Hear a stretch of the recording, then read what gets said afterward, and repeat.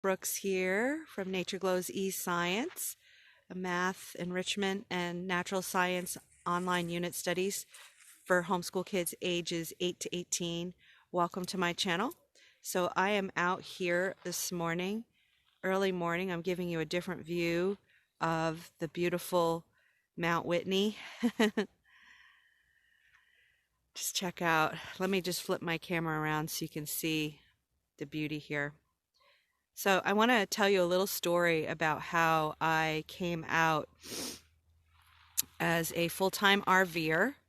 So my family is my dog Rochelle and I, but I am an online homeschool teacher. So I guess I'm a makeshift road schooler.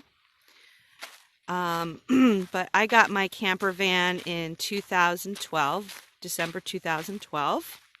And I had been looking for an alternative lifestyle, I was looking to live more frugally. I just wasn't making very much money online yet.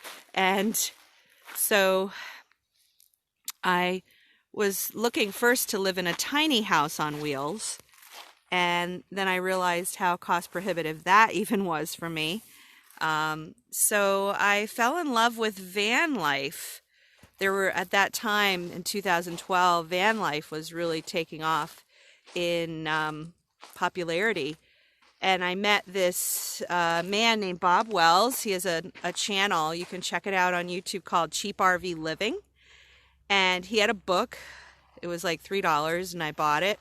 And it's entitled something like How to Live Out of a Car, RV, or any kind of vehicle. So I read that book cover to cover in about 3 days. I was working at the time as well. It's a really quick read. I was sold, and I very quickly was able to manifest my van. And here's how I know it was manifested. I went on his channel. He has a forum. Bob Wells has a forum on his Cheap RV website, and there were a few vans for sale. One of them was in I think it was North Carolina.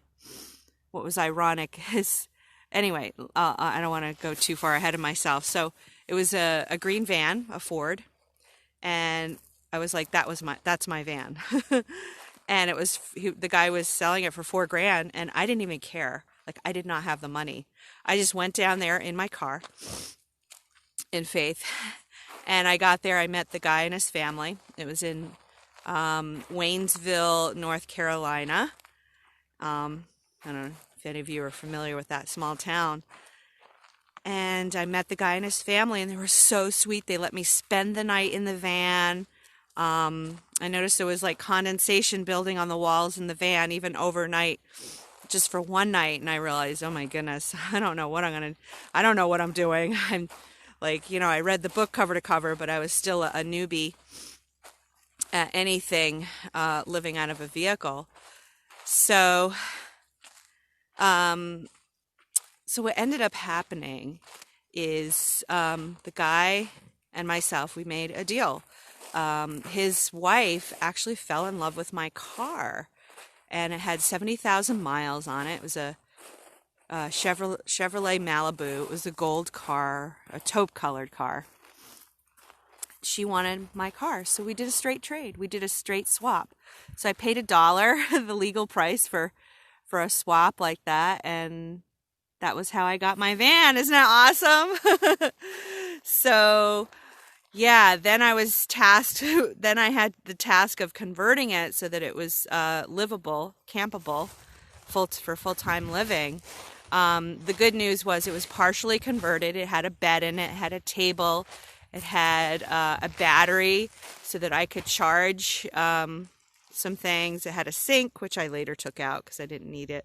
I just used like a bucket and a bowl for washing things. So isn't that so cool? So I got on the road February of 2013, and I drove straight to my parents' house. I continued teaching online, saving up money.